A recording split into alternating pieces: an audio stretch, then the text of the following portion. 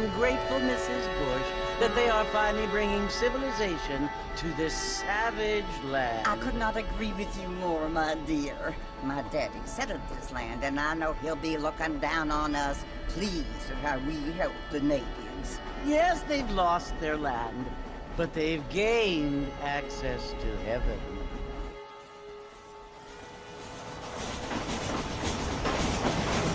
But, Father, do you mean unless an innocent receives communion, they're destined to go to hell? It hardly seems fair. What I mean to say, Jenny, is that there is a great deal of difference between an innocent and a savage. I never thought of it that way. Yes, they lived like animals, but they're happier now.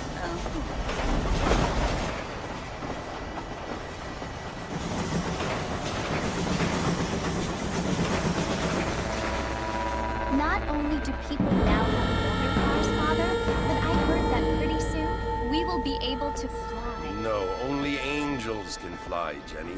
No, apparently people can fly. Didn't you hear? Out in Kansas, a man even got a car to fly. I hardly think so, Jenny.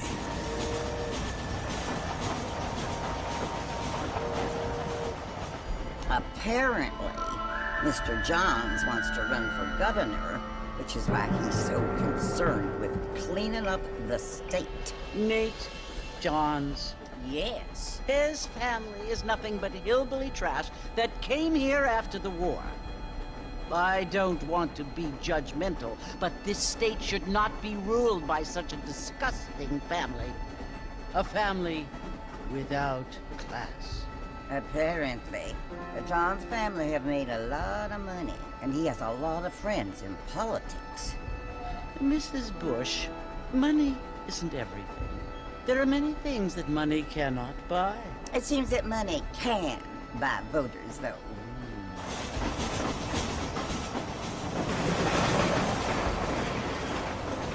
What you must remember, my dear, is that we have been brought here to spread the word. And the word and civilization, they are the same thing. They are the gifts. It is the opportunity we have, the chance to live among people who are decent and who do not kill each other, and who let you worship in peace. It's so confusing, Father. Sometimes I find it impossible to make the distinction between a loving act and a hateful one. I mean, they often seem to be the same thing. Yes, Jenny, it is confusing. But you only have to ask me if you need help. Indeed. Well, here we are, Mrs. Bush. Armadillo.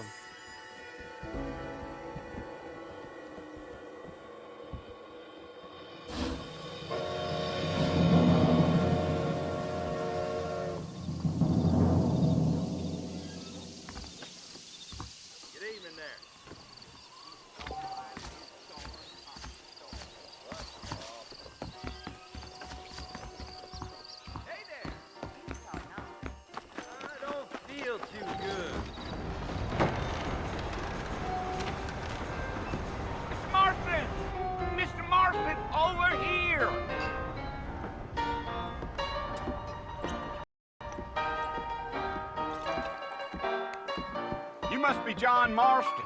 Sometimes. I'm Jake. Your friends from Blackwater hired me to guide you. They ain't my friends, but pleased to meet you, Jake.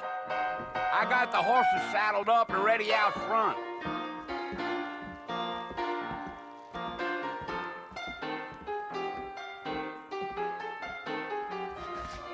Well, sir, I am drunk as hell. That is correct. Problem is that something such as killing a man becomes my All righty, Mr. Marston, let's get. If you say so. Take it easy until we're out of town. Ain't no point in causing a row. Come on. Come on, easy up now.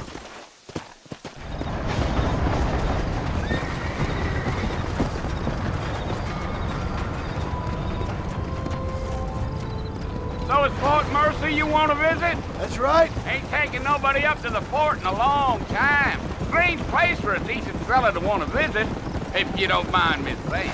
Who said I was a decent fella? It's been abandoned for years now. Folks say it was built during the Mexican War. What kinds of soldiers around back then? Why'd they leave? Well, I ain't entirely sure. I heard they had to go up north to fight Indians, or maybe they got tired of being soldiers and went looking for gold. You know how things is. So what are you doing up at the fort? I'm looking for an old friend. Well, like I says, you ain't gonna find many folk around those parts these days. Those you do find are about as sociable as an ulcerated back tooth. I mean, I ain't one to judge a man by the company he keeps, but... Well, he ain't been friends for a long time.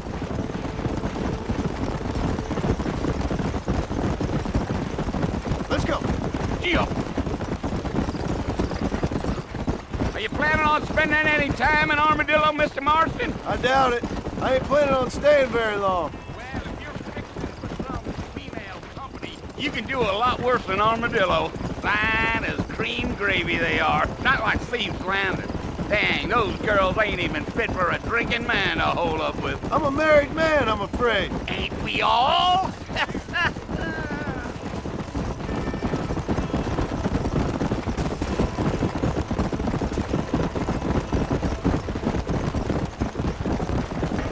Yeah, so it was the marshal who hired me. Lee Johnson, do you know him? I think I heard his name. Says he got a telegram from some Blackwater big bugs asking for a guide. I guess it's none of my business. That's right.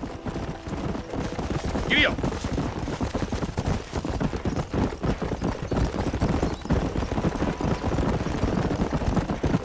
You ain't very talkative, are you? Nope. I'm just chewing the dog, mister. It's how I am.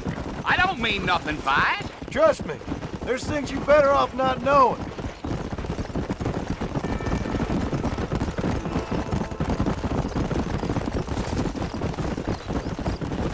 I'll tell you, Mr. Marston, those coyotes eat better than I do. Not far now, Mr. Marston.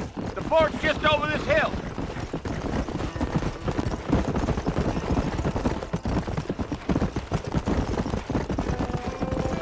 Slow down. Over there. Listen, mister. This here is what's left of Fort Mercer. Some gang rode in and took the place over.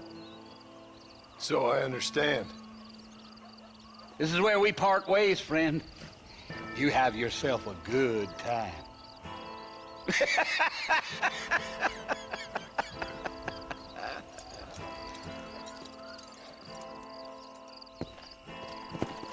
Come on.